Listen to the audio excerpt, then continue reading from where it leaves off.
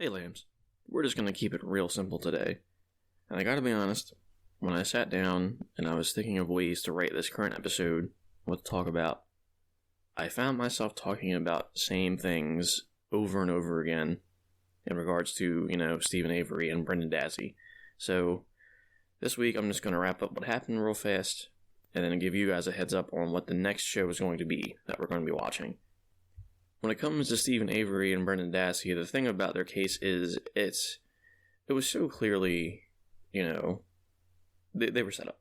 That's all I can say about it without repeating myself too much. And the problem with them being set up is the story they told about how it went down with the murder and Brendan's involvement. If they're going to convict Steven of murder, then they essentially have to convict Brendan, it seems. If Brendan is found not guilty, then the problem lies in there. Him being found not guilty means half of the story they formulated for what happened kind of falls apart. So in them, finding his uncle guilty, they kind of had to find Brendan guilty in order to fulfill their agenda of getting Steven Avery in jail.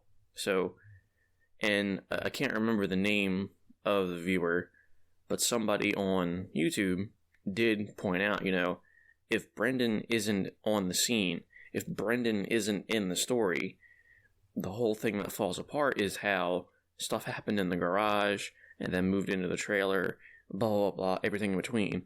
So here we are at the end of the show, and really, Lambs, I can't really explain how disappointed I am that all this happened.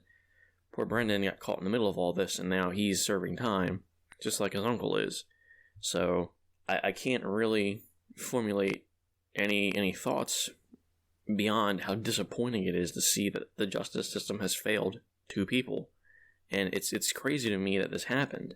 But at the same time, this whole show has been about the justice system failing Steven Avery. To put it simply, Lambs, I am done with this case. I can't expand on it anymore.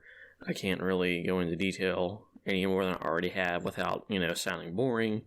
It's just, all I can say is that it's disappointing to see how this case played out. And at the end of the day, all we can hope is that none of us ever have to go through this either. I do still want to hear what you guys have to think about this case. This case has been, like I said, even when I watched this case the first time, it was still interesting, and I didn't really understand how many things were going on at once, and how much corruption there was. And looking back on it with more of an understanding of the case, it was a much different beast. So I still want to hear what everybody thinks. I still want to hear how you guys think it could have gone differently. Do you guys think that Steven and Brendan had a chance? Or do you think that, they were destined to fail and this was always going to be the result?